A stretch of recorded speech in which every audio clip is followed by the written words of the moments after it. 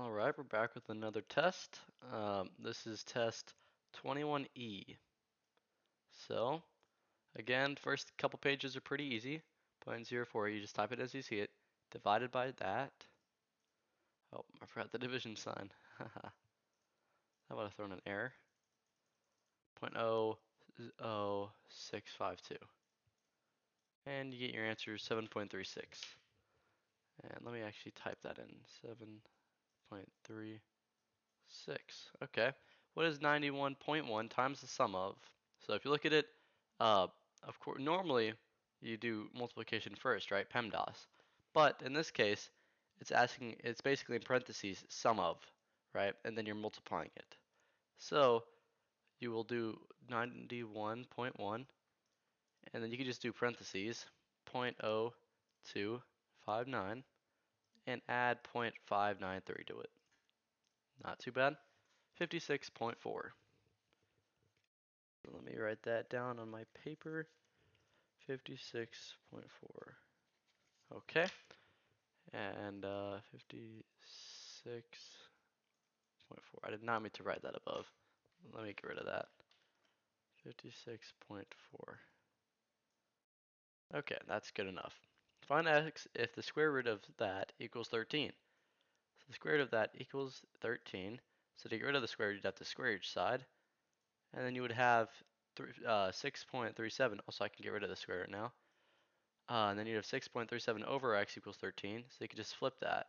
No, sorry, over 6.37 over x equals 13 squared. So you're just left with 6.37 over 13 squared. I just did some algebra there. I should have shown the steps, but you can read back on what I kind of did. And it's not too bad algebra, you know. It doesn't require too many steps up. I should go to the numeric solver. 6.37 squared divided by, no, that's not squared. 13 is. My bad. All right, 13 squared. 0.0377. Okay, so next we're given an isosceles trapezoid. That's pretty handy. So this side must equal that side then. 8.85. And knowing that, oh, messed up with the 5. Okay, 8.85, since there's two of them, we could just write times it by 2, and then add both the bottom base and the top base. And just like that, we'll get our answer to be 42.7. Yep. And then, let me write that here. And then area problem with the diameter. So, if you don't know how to get the area formula is pi r squared. Pi r squared equals the area, right? So to isolate r in this case, we would take the square root of it over pi. And that's the radius though, so we'll have to write a 2 out up front to get the diameter. And then 563 divided by pi. And you get your answer to be 26.8. 26.8. And that's done for the first page. Let's go on to the second. Nope, wrong way. Here we are. Okay, let me flip my page as well. So Lake Superior has a surface area of that and an average depth of that. What's the volume of the lake? So we're asked for it in miles cubed. So we're already given square miles. That's good. We have to convert the depth. So there are 5,280 feet in a mile. So 483 divided by that conversion will get you that much of a mile in depth. And then you multiply it by the area, and that's how you get the volume, you know, base times height. So 2,900 actually. I was going to say about 2,900, but it is because you have to round to 3 significant digits. So it rounds all the way up. Okay, so Ursula buys, that's an interesting name, buys 3 taxable items at all of that, and then a non-taxable one. So we got to make sure we keep these separately, right? So these are together, 3.29 plus 4.75 plus 8.15, and then we'll multiply it by the tax rate, right? So, and also, you might as well multiply it by itself, right? Because it's going to keep the value, but you're increasing it by 8.125%. That's the best way I can explain it. And then you add the non-taxable. And you get your answer to be $24.01. Okay, so for a large family cookout, 85 hamburgers and 95 hot dogs are to be prepared. Forgot to zoom in on here. Yeah, I'm just going to zoom in right there. That'll be good. I got to make sure to keep on writing my answers. I forgot to do that before. Okay, yes, 85 hamburgers and 95 hot dogs are to be prepared. So there's 8 hamburger buns in a package and 10 hot dog buns in a package. How many packages must be purchased? Well, if we're looking at hamburger, right, we need 85.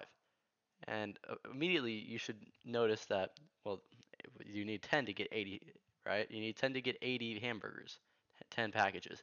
But we need a little bit more of that. So we need 11 for hamburgers, right? Same over here. 10 hot dog buns in a package, and we need 95 hot dogs. Well, there's 90 hot dog buns in 9 packages, but that's not quite enough. We have to go over. We need 10 to be able to reach the threshold, right? We have to go over that. So it comes up to be 21 when you add the two. All right.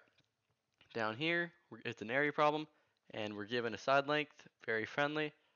Now you could use the program for it if you'd like, but I'm going to do it by hand because, I want to spend the time doing it.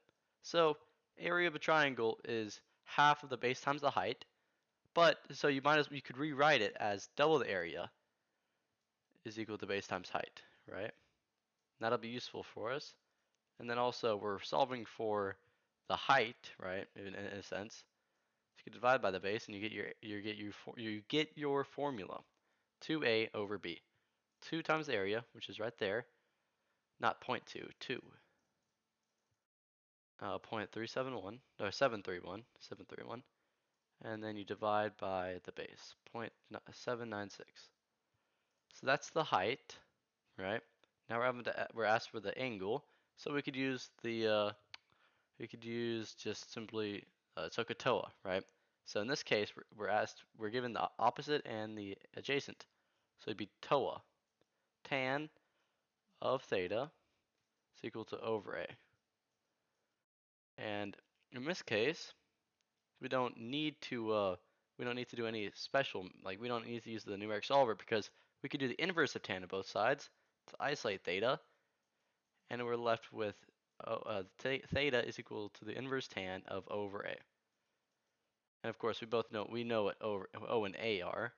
A is right there. O is this number right there. So you know all your numbers. So inverse tan, and yeah, we're in degree mode. That's good. So O over A, 0.796 divided by that. And you get your answer to be 23.4, which is correct. So you could have also done the program for it. I honestly would have, since it's a two-step 19 and 20 problem, but you could do it whichever way you like. As long as you're fast and you're accurate. So we're given a right triangle again. This is a one-step one. So this is a one-step problem. It's very friendly. So let's not even do any algebra the first time. Then I could show you how to do it with algebra the second time. Because, both of them are pretty fast. So we have the hypotenuse, we have the adjacent. So that'd be SOHCAH, right? Cosine. Cosine of theta, 9.7, is equal to A over H. So 0.823 over H. So I said that I'm doing it the first step without any algebra. You see it took a little bit longer there, but you could have also, looking at this equation, you know to isolate for x, right? You could just switch these two places. Because if you divide this side by cosine of 9.7, then you'll have x times cosine of 9.7. Then if you multiply each side by x, then you'll have just x over here, and you'll have 0.823 over cosine of 9.7 on this side. So you could have done that to get your answer, but either way works, And let me just print out x again because I forgot to remember it. 0.835 is your answer. I forgot to write the answer over here too, but you saw it enough, I'm pretty sure. Okay, third page. It's been 10 minutes. keep on using the wrong direction. Okay, this is throwing me off. Oh, 27. I should have looked at that before. All right. So, what's the percent increase in comparing the area of an 8.5 by 11 sheet of paper to the area of a legal sized 8.5 by 14 sheet? So, we're asked for a percent increase. So we're gonna have the greater over the smaller, and it's an area problem. So you're gonna have to multiply the two sides, and then you're dividing it by 8.5 over times by 11, and then you're gonna subtract 1. And that's your percent increase, 27.3. Let me flip my page. Yeah, I forgot to work these before, so this might be a little bit difficult, especially 27, but we'll see what we can come up with. I forgot to use edit. Crop it down right there, and then markup, 27.3. Yeah, this is just me, looking at the problems basically for the first time in a sense. All right, so middle C has a frequency of that, right, on the piano. dB, 1/2 step up, has a frequency of that. dB, and D, another half step, has a frequency of that. 7 steps higher. Actually, I don't think that's too bad. So, and this is middle C, and that's another half step, half step. Okay, 7.5 steps higher. That shouldn't be that bad, I think. I mean, you could see the pattern right here, right? You have the 12th root of 2 being taken to the power every time. So since it's 7 above, 7.5 steps higher, would that just be it, please? Please tell me. And that would be your answer. Look at that. I thought that was going to be much harder than it was. Well, see, some of these problems, they look really daunting, but they just require a little bit of thinking, and you can get your answer really fast. So, maximum hummingbird speed is that, almost 50 miles an hour, and a bumblebee flies at that. They're 150 feet apart. When the hummingbird starts catching the fleeing bumblebee, how long would it take the hummingbird? So we're asking seconds, so we got to convert these to seconds and to feet in my mind. I feel like that would be the best. So 49.8, you're going to divide it by 3600 to put it in seconds, and then multiply by 5280 to put it in feet. So that's feet per second. Then 8.3, you're going to multiply that by 5280 to put it in feet, then divide by 3600 to put it into feet per second. So you can see the difference right there. So now let me think about this. What's the best way to deal about it? I'm pretty sure that we should do that. So 73.04, you could write that down. 0.04. And then you also have 12.173 repeating. Now I'm just thinking that this would be the fastest way. You would have 12.173. You could just add a couple threes in there. And x, and then minus 73.04 x. And then you could add the head start, if you want to call it that. And then you can have it be 0 when they're at the same spot. Now, is that going to work? Yep, that will work. And since the multiplication only has 2 significant digits, you'd round that to 2.5. 2.5. Okay, that wasn't too bad. I'm sure there's a faster way you could have done it, but like I said, I mean, I'm sure that's not too slow, honestly. Okay, these problems, of course, just use the program geomfig. 5, you're given a cylinder. You have the radius and the height. So radius is 0.0234 divided by 2 because that's, oh no, I forgot the O. There's an extra decimal in there for some reason. I'm not very good with using this calculator apparently. I'm much better on the physical one, like I've said. Okay, so you see that's the diameter, so we have to divide by 2 to get the radius. Now we have the height, 0.0375, and it'll get you your answer. You just have to click it again. 0.00362. And then, moving on, you have a hemisphere problem. And also, I hope that y'all could solve these on your own. I think it's faster when you use the program, but if you know how to, you should still know how to solve it because for some of the later problems, you need to know the formulas for this. That's just my recommendation. 2.23. Okay, not too bad, not too bad. Going on. Okay, let me edit here again. We're almost halfway, and what are we looking at on time? 15 minutes? That's like what we were last time, but then I slowed down a lot because I really wanted to explain some problems. All right, so uh, all the participants are on a constant area on the computer screen. So basically, it's breaking the computer screen into segments showing all the participants. So four people on the screen would use 25% of the screen area, right? Like they would each get their own box, right?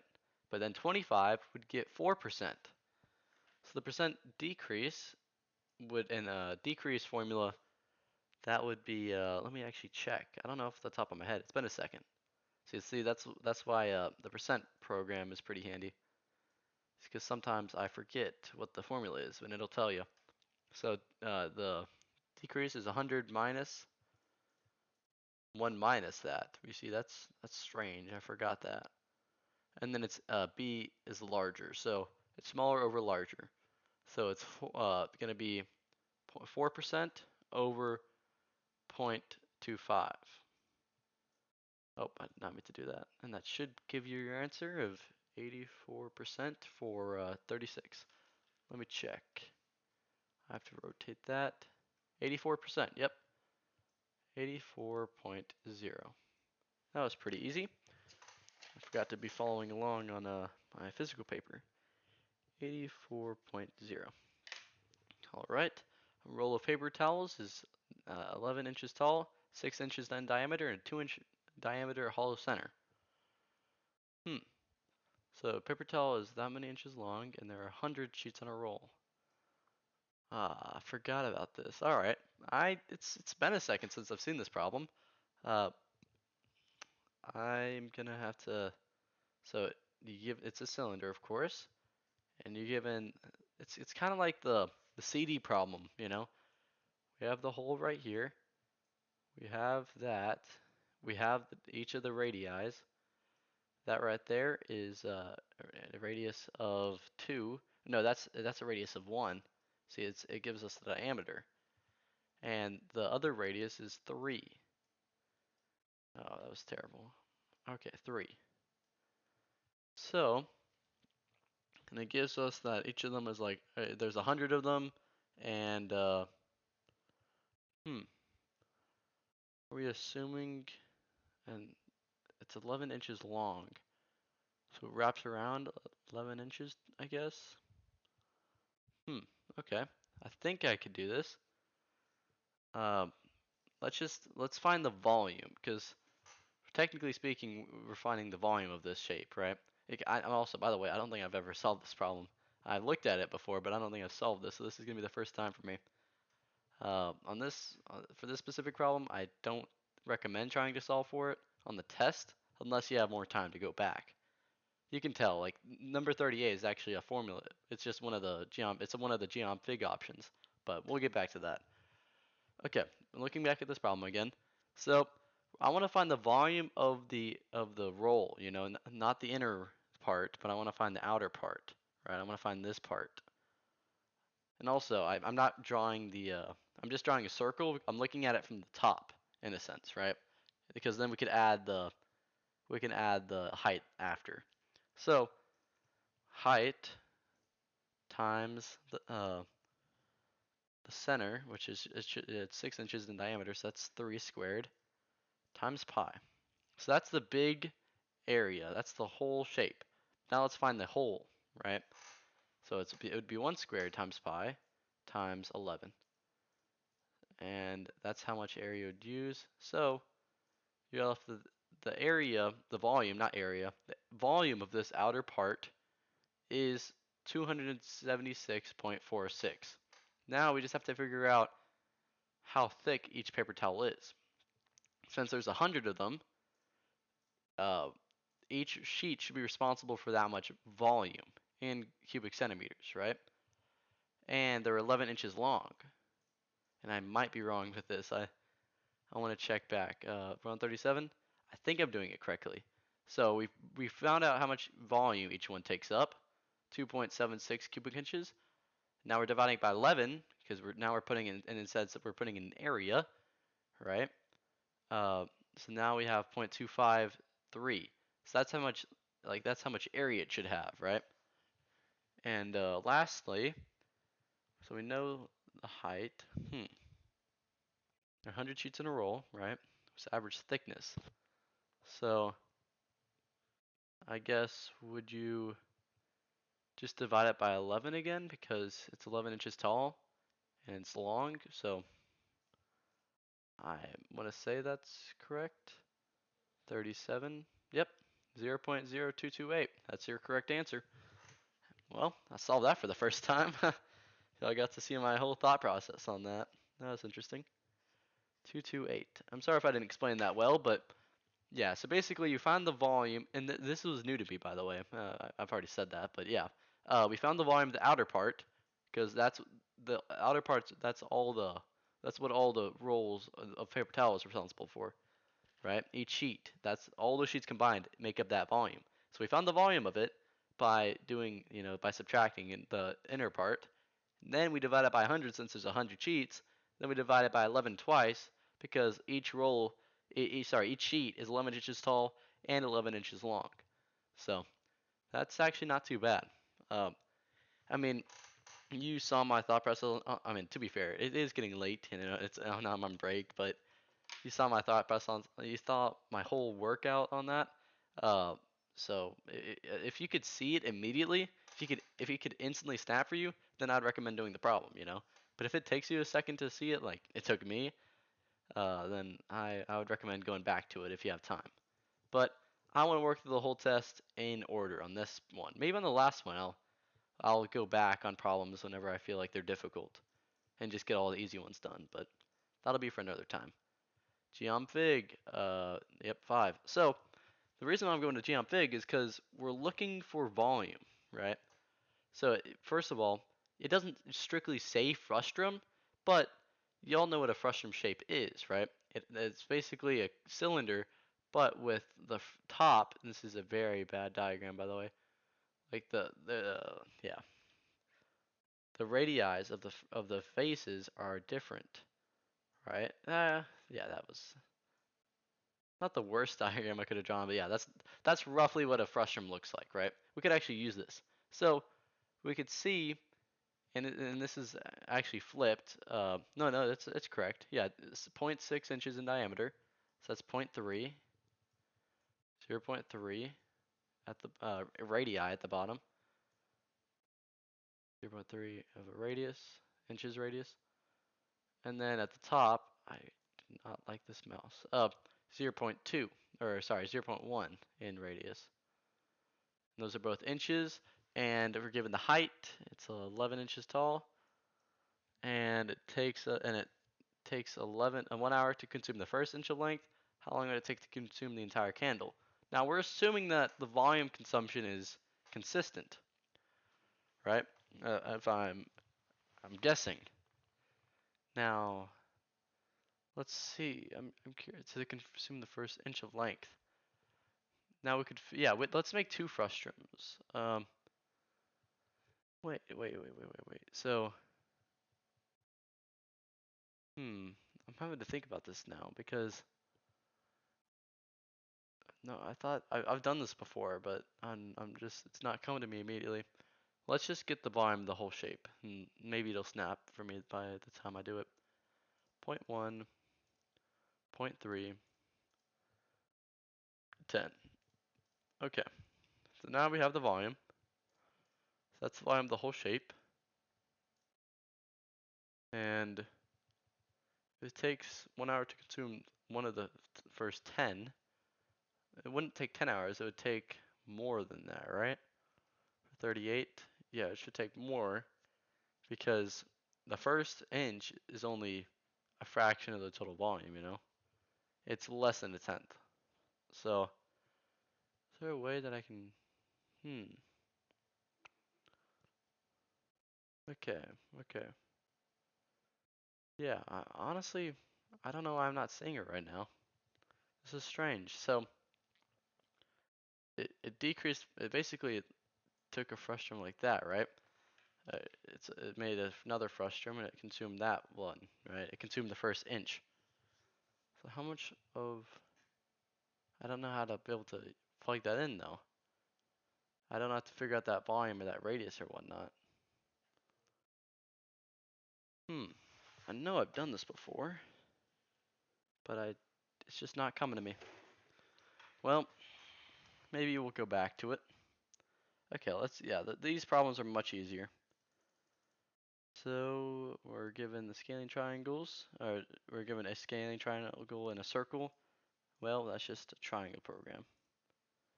8.99, 7.76, 5.81. Now we're looking for little r, which is 1.97, or sorry, 1.98 to whenever you round it. 1.98. There we go. I'm just going to write that on my paper.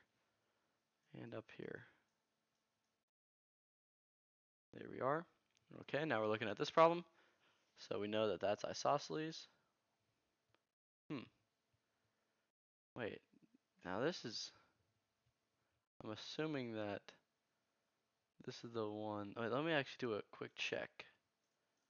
So 180 minus 73.7. That's that angle right there. So 31.2 times that by 2. Then add that. Okay, I want to make sure that that's, yeah, this isn't the isosceles triangle. Okay, I just wanted to make sure of that. Yep, that should have been clear. I just wanted to make sure that kind of, if you, I'm kind of thinking for a second that this might have been the isosceles triangle. I just wanted to make sure it wasn't. So there we are. So we know that these two are identical. So all we have to really do is just use angle, angle, side, and then we can figure out this side length, and then we'll be able to calculate what this is. Okay. Actually, no, yeah, that's probably the fastest way. So triangle, angle, angle, side, which is number 4. Angle 1 is 180 minus this angle, 73.7, and then 31.2, and then 0.542. That'll give us a whole bunch. Since this was angle 2, this has to be side 2, so it's saved under B. So let's quit the program. Triangle, we're given side angle, 5, and we know that since it's saved under B, we should be able to use it like this. Unless the program changed the value of it, which sometimes they do. But I'm hoping that's going to work. Yep, and it worked for us. That's our answer right there, 0.164. I don't want to leave this because,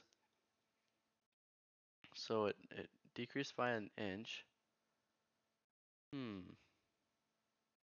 Actually, could you just say that no, yeah, you could say that the radius is increasing at a linear length. So you'll find the distance between these two in terms of how in terms of value. So it's 0.3 minus 0.1. So over the course of 10 inches, the radius grew by 0.2 inches, right? And since it's linear, it's increasing at a steady rate. Since it's only 1/10 of the way, right? You could divide it by 10. So hypothetically, this radius should have only grown by 0.02 inches. So it should be 0.12. So knowing that now, let's go back into geomvig.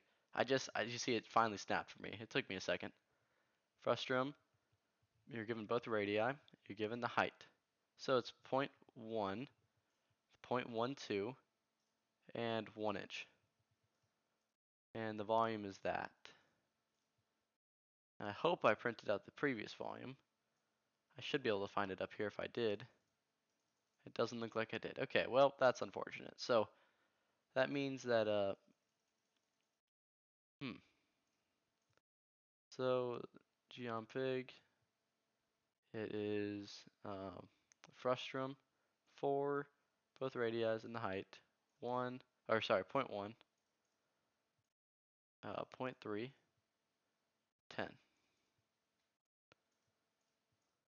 And you're given the volume. So now we're given the total volume and we're given the partial volume. So we'll divide the whole volume by the partial volume to figure out the rate.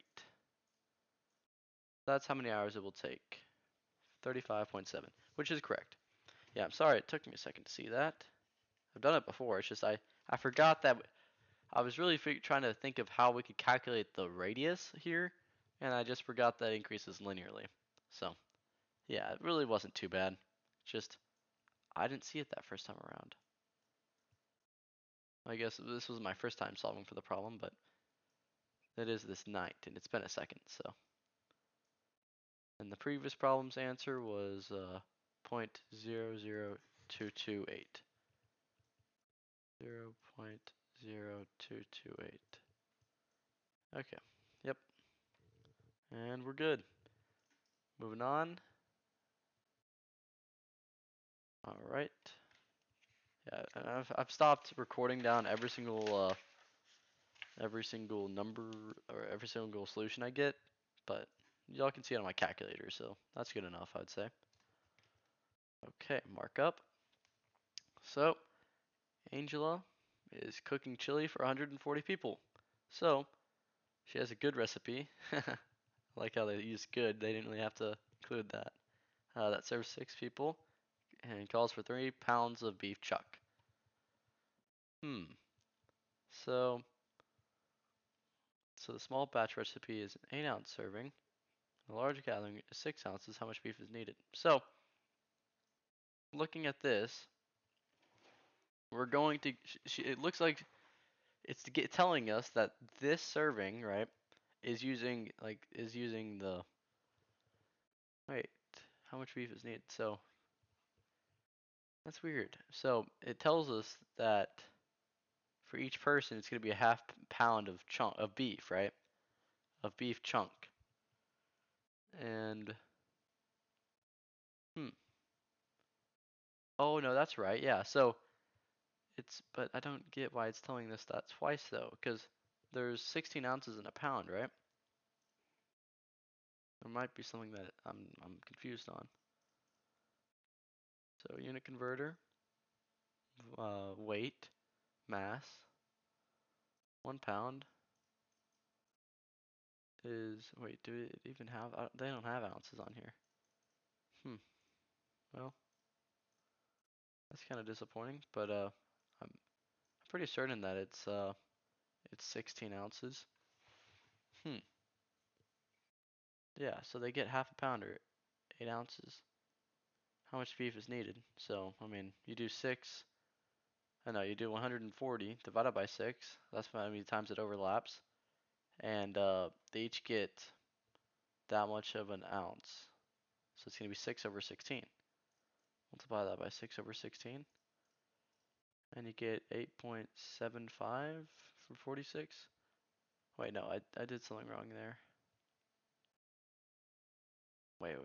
So I figured out, I think I messed up. Let me do that again. That's 6/16 per person, not for how many groups there are. I did that really wrong. Okay. 8 point, oh, no, I keep on, why did I do that again? It's 140. Why do I keep on messing up? Sorry about that, guys. 52.5. Yeah, that's right. Okay. That problem was just really, really weird. I was really trying to think through it because they they didn't have to give us this right here. It kind of overlaps. This whole sentence basically overlaps. I don't understand why they would even tell us that. It kind of is to throw you off, which it threw me off for a bit. You know, I mean, I don't really understand why they did that, but This whole sentence is basically unnecessary. But, like all they really need to tell you is that large gathering serving is that much per person, and give you the number of people. See, that's one thing with this test. You got to make sure that you are seeing what's important and nothing else, because a lot of stuff isn't important apparently. Okay, 52.5. I forgot the 2. 52.5. Let me write that down on my paper as well. Okay. 52.5. Yeah, I kept on messing up there too for using groups and such. You could have used groups, but it's probably just would have been faster. Use number of people divided by the serving amount. Okay. I guess multiply by the serving amount. Okay, so run linearly, so that's all you're needed to see. And you just immediately go here to stat edit and put in the data points. So 5-year increments, that's important. So starting in 1990, so then 5 years from then, 1995, then 2000, then 2005. I don't know when it stops. So we should have, how many points do we have? 1, 2, 3, 4, 5, 6. So that would be a gap of, I just need 2 more then. 2010, and then 2015. Okay, that should be good. Now you just have to type it in as you see it. I'm gonna use my keyboard for this just because I feel like that's faster for me personally. 107, 056. I'm sure that if you're able to use a calculator in person, and use your fingers on the numpad, that'd be a lot handier. A lot faster than what I'm doing it and how I'm doing it. 9. Oh, did I mess up? I think I skipped. Yeah, I skipped that one. Let me go back and fix that. And why did I type that? What? Yeah, no, that's correct. Yeah, no, never mind. That's good. It's just this I messed up on. 120, 865. Bang. Okay. It's taking me so long to type these in. 409. Oh, okay. You see now I hit the backspace on my keyboard, so that messed me up. 40 what? 409. And then lastly 131882. Yeah, it's taken me forever to do that. But once you get that all typed in, stat, edit, calc, go down here, save under Y1, calculate it, and then exit, and it's asking you when it will equal, when will its Y value be there. So you'll just do Y1 of X is equal to, when does it equal 500,000? And it will give you your answer. So it's year 2338. I don't even know if we're gonna be around by then. Oh. And it's an integer problem. And normally, you're either gonna have to round down or round up, but it's during the year 2338 that we will reach 50,000, right? If it asks like at the beginning of which year, right, will your population have exceeded 50,000, 500,000, not 50,000, you would put 2,339. But it's just asking what year will it equal that amount. So it'll be this. Okay. Now, next problem is just a numeric solver problem. Very friendly. How am I doing on time? 40. Okay, I should be good. I'm just a little bit slower since I didn't do these problems. I probably should have, but oh no, it's radians. I forgot. That would affect your answer. Okay, let's try that again. 0.287. Oh, sorry, 0.288. Let me write all these answers that I've gotten so far in here. Okay, 0.288. Yep. Now for this problem, it's pretty easy. No, I want to keep it. I want to switch the color. I normally try using red, but it's annoying that I have to set it up each time. So cylinder volume minus both sphere volumes is equal to that. Well, we know that uh, each sphere has a radius of, let's say that this is r. Let's go 2r. If this whole diameter is 2r, then that's r. So the radius of the sphere is the same as the radius of the cylinder, right? And since it's a sphere, its the radius goes both ways, right? So that's r, and so on and so forth. So you'll end up with 4r's, right? If you go and include the bottom two as well, since these two are identical spheres. So the height of this shape is 4r, and the base of it, the radius of it, is just r. So looking here, we already know, so we have similar variables, right? And this is where it's important to know your formulas.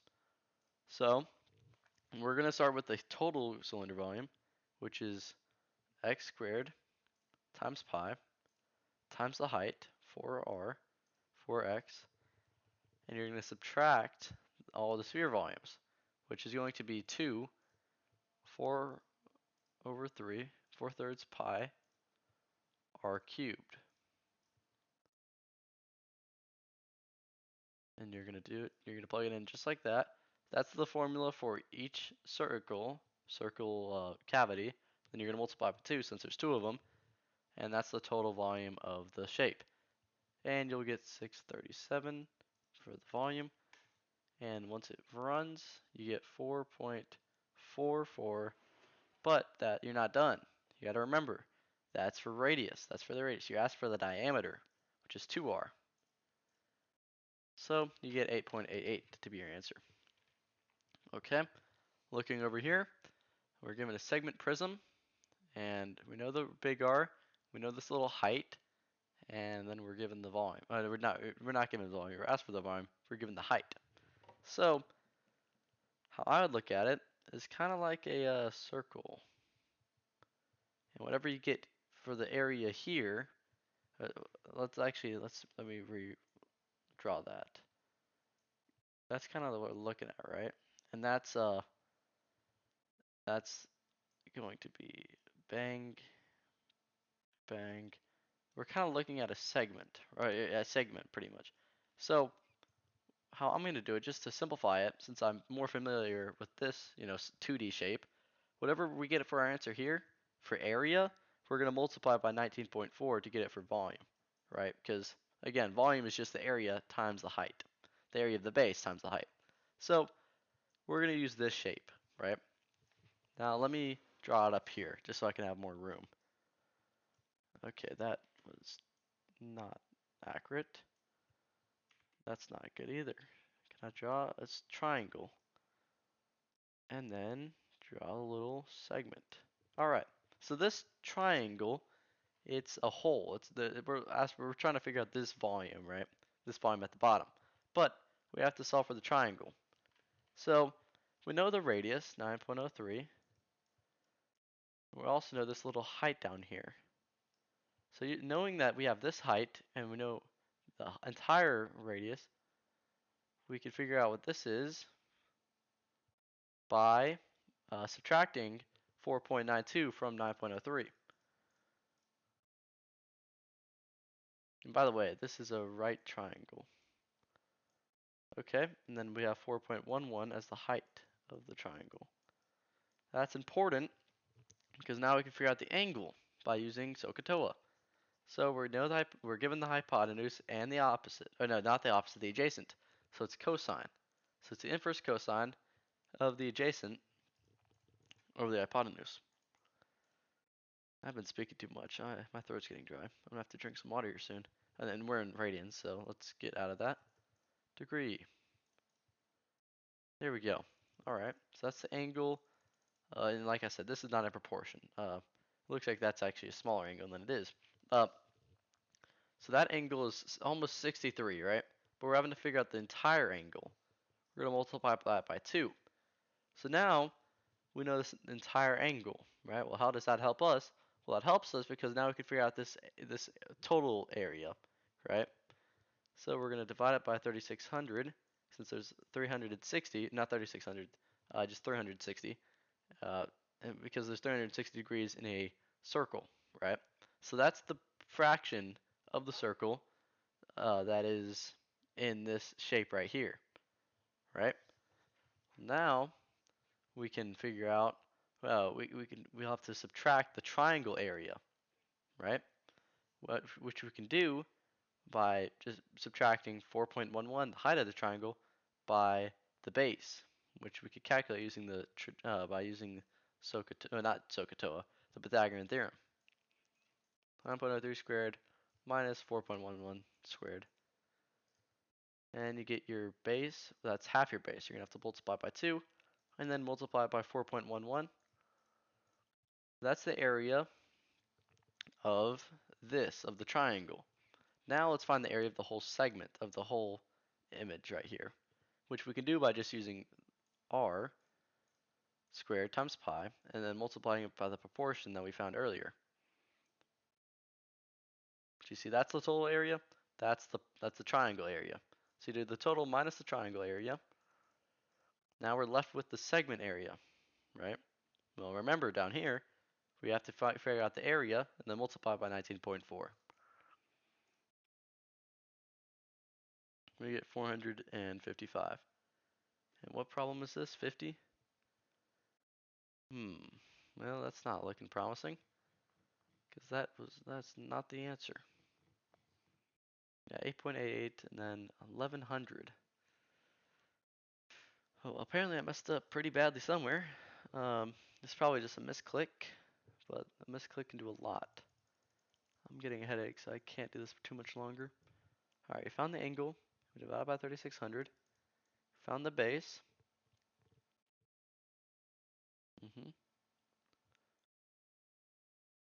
I'm following. We subtracted that area, yeah.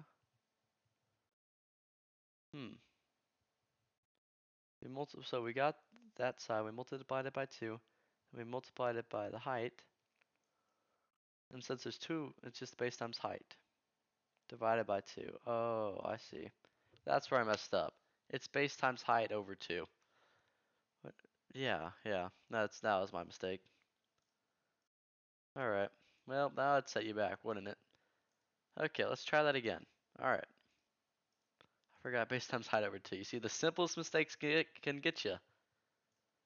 And it'll cost you. Alright, there we go. Yeah, 1100. I just forgot.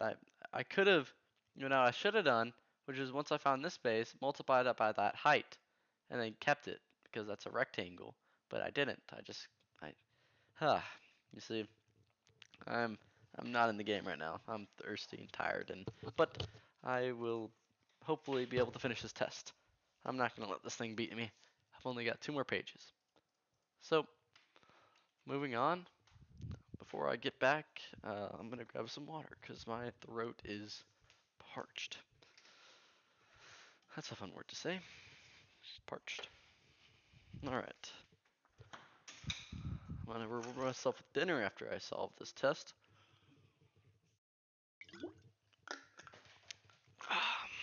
Okay. And this test is typically easy, not too bad.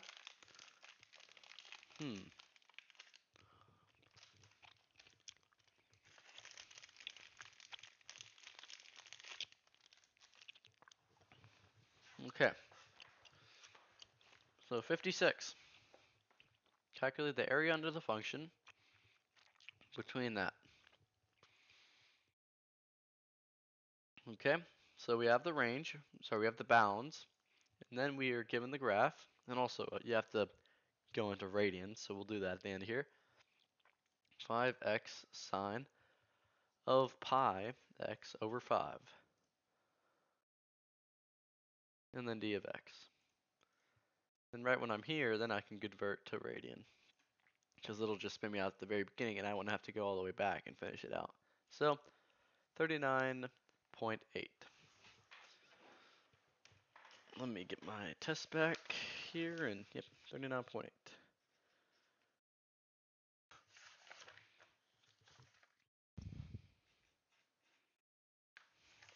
Okay. So again, I'm gonna skip 57 because typically it's not very friendly.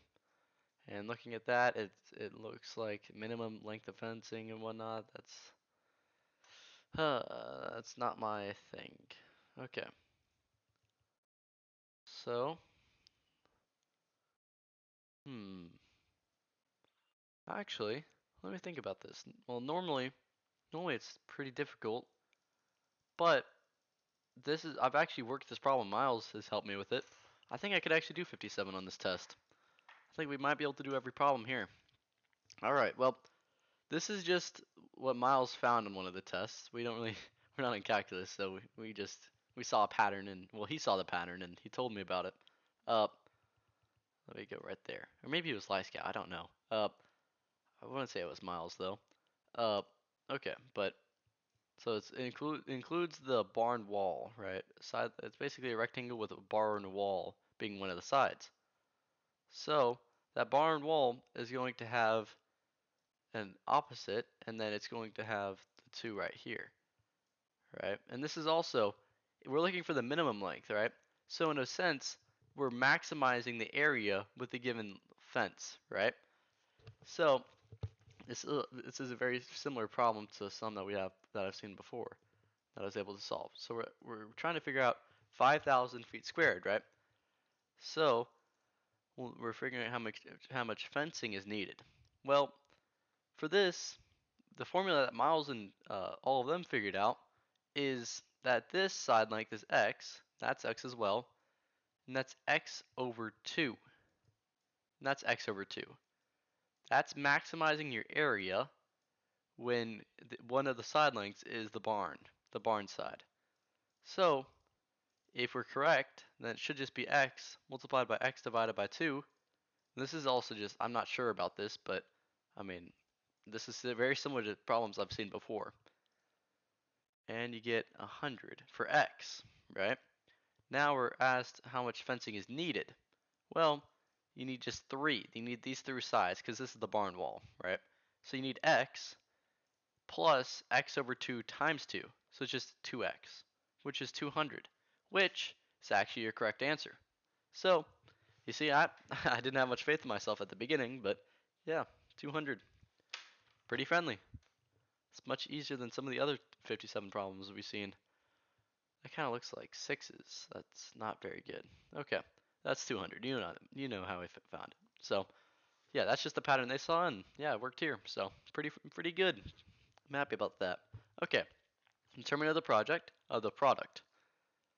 We should be done hopefully within like 10 minutes. Hope, fingers crossed, 2 and 2, 19, 34, 34 and 17, and you're gonna multiply these two. So once I'm out of here, I keep on messing up. It's not good when I have to look down at my cursor. My fingers, with a physical calculator, I can, just feel each button. I have an idea in which one it is. So, but with my cursor, it's hard to see out of the corner of my mind. So I have to look down, and then I don't see what I'm doing. So it slows me down a bit, but that's, it's worth it. So it's 10,800, which is the correct answer. So now we just have 2 down here. Um, so we're given the shaded area of a graph between 1 and 10. And in a way, this is actually, it's 1 over x times a, right? A times that. So we could just figure out the regular area of 1 of x, 1 over x, in between these bounds, and then we'll divide it by whatever x is. We could divide this area divided by x, which is the area of just the parent function between these bounds, and then we'll get our answer for what a is. So let's do that. Let's see that in practice. 1 over x, and also you'll see with these videos, at least that I'm doing, I'm not very good at explaining, but I'm pretty good at showing, and I hoped I would be because I have a virtual calculator to show y'all. So I mean, it's kind of hard to be not good at showing you how to do it. But yeah, the explaining part I'm lacking a bit, but I hope that you'll see what I'm doing at least. So okay, but yeah, I didn't even have to graph it. I just had to put it in there. Now math 9 from 1 to 10. We have graph y1 1 over x, and we're doing d of x. So that's area of the regular parent function, right? Well, now let's do 100 divided by that. And that will get us our answer of 43.4, which is correct. Pretty easy, you know? Pretty easy. Uh, Rectangle and quarter circles. Now, this is very similar to that other volume problem we had, right? We just have to make sure we connect the dots. That's radius, that's a radius, that's a radius, and that's a radius. So this side could be viewed as 2r, and that's r. Well, so if the whole area is 2r squared, yeah, 2r squared, then we're having to subtract these two to get that area, right? And these two areas, they have a radius of r squared, um, r squared times pi, and they're quarter circles, but there's two of them, so it's really just a semicircle. That equals 0.623. Now, I don't even want to try the algebra on this. I mean, I'm sure you could, multiply by 2 and like do all that. Probably wouldn't actually be too bad, but I don't really want to think about it. Whenever I see just multiple terms and such, I immediately go to the numeric solver, especially since it solves it fast. And if you are fast with the physical calculator, I mean, I'd say I'm pretty fast with a physical one, not a virtual one. Then it shouldn't take you too much time. It's all about balance. Um, all right, if I can press that, 1.20, which is correct. Last page. Let's see if we can beat our previous time. All right. Luckily, I've solved the geometry previously. That was a while ago, but these problems, the first few don't look too. Oh, nah. I remember. I remember looking at that problem before. Uh, Now 61. Ah, that is not friendly. Well, that'll be the last problem I do. At least I'll attempt. Maybe 10 minutes at the max. Let's do all the others though. Okay. Number 62, always an exponent problem. Here we are. And base is just 1 over 649,739. And then we're going to do it to the power of 1000. And there we are. There are our odds. I don't like English like that, you know. R R. There are our odds. That's a really nah. I don't like that. Here are. Nah, I don't. I'm gonna give up. You know what I'm trying to say. 5813. Okay. Now, let's look at 63.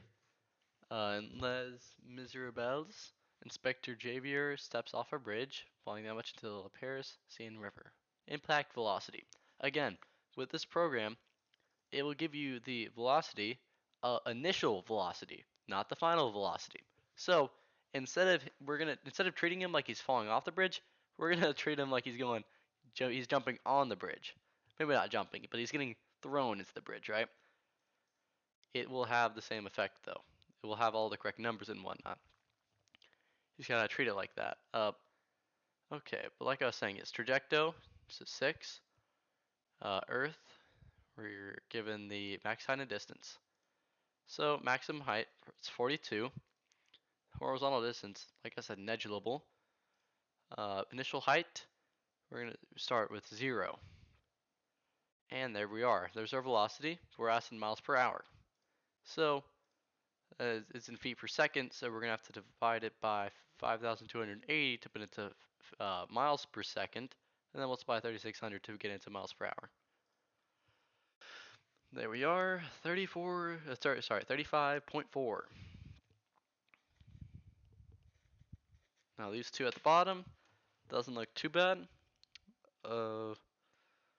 Okay, so equilateral, triangle, semicircle, and rectangle. Okay, now I'm looking at my notes from a while ago, but let's just see how I can do it without it. Okay, markup. Equilateral. We immediately know that's 60, right? That's a very bad degree. 60 degrees. Yeah, I don't like that. 60 degrees. I'm fine with that. Okay.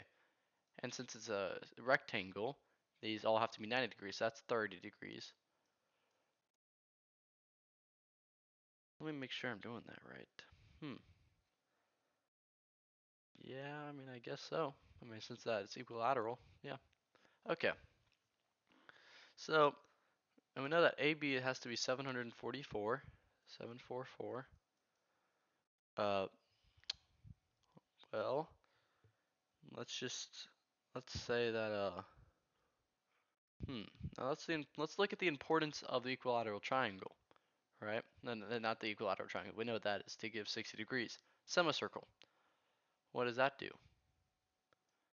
That will so the semicircle has a height of r, and r is the same as half the. I'm gonna call that the base. So the whole base of this is 2r. Well, now we have to figure out what the other side length is in terms of r to be able to solve for what r is, since we're given 744.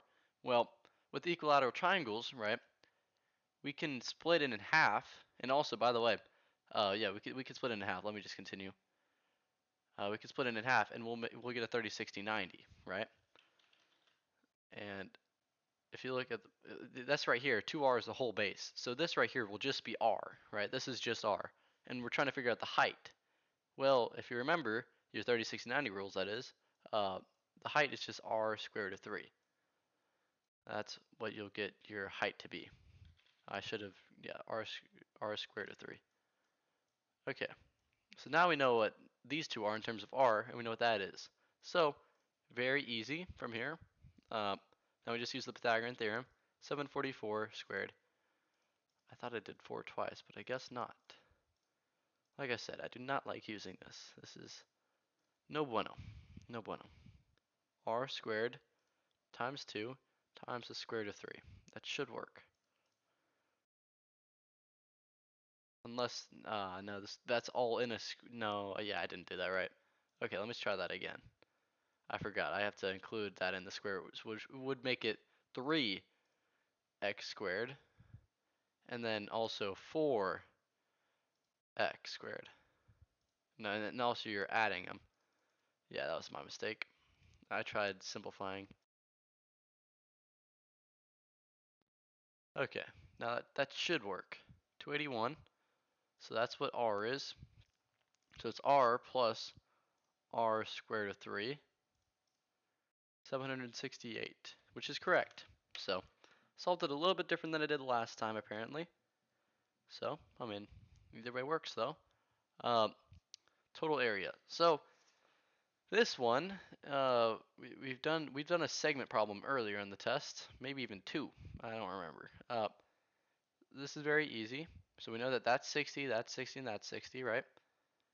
Well, I'm gonna say that we're gonna have the segment area, like this blue area. Once we find what that is, we can multiply by 3 and then add the triangle area. Which, in case you don't know what the triangle formula is for equilateral area, sorry, what the area formula is for an equilateral triangle, it is the side length squared, which is just in this case r, since r is the side length, squared times the square root of 3 over 4. There you are. And that will give us the total area, which is 0.2523. Now we just have to figure out what one of these segments is, right? Well, you can do that by, first of all, it's going to be theta, which is 60. So it's 60 over 30/60 of the circle area minus the triangle area, right? So that's going to be 1/6. So you can simplify that to 1/6. And then that you could also simplify that again to be 1/2, since you're going to multiply by 3 over here. So you'll get rid of that, get rid of that. So now you're left with 1/2 finally. So it's going to be 1/2 of the side, what's going to be just the whole circle area, which is r squared times pi minus, and then it's going to be the triangle area, r squared square root of 3 minus 4. Oh, sorry, square root of 3 over 4. So that's what that is. So you're gonna plop that in down there, and oh wait, no, you can't. No, I forgot. You'd have to distribute all of it. So you'd have to have a 3 up here. That multiplying it by 3, that applies to the whole formula. So yeah, you'd have to. I distributed the multiplying by 3 to the 1/6, so you'd have to do it over there too. So then you could actually simplify that even further by, since there's minus all of this, minus 3 of all this over here, and you have plus 1 over here, you could get rid of that and just have minus 2 of that, if I'm not mistaken. So 0.523 total area should be equal to just 1/2, or you could also just do x squared times pi over 2 minus 2 of the triangle areas, which is what is it? 2 times, yep, it's going to be x squared square root of 3. No, I did not mean to do that. Square root of 3 over 4.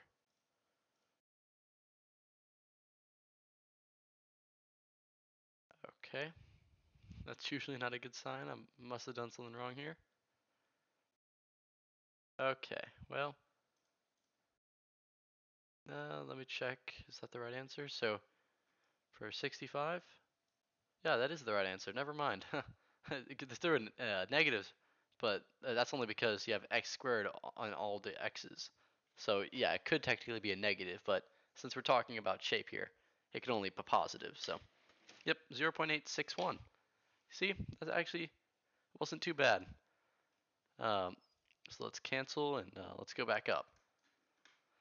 So this problem I'm going to work on, we're at an hour and 7 minutes, so I might cut the video here if I don't solve it.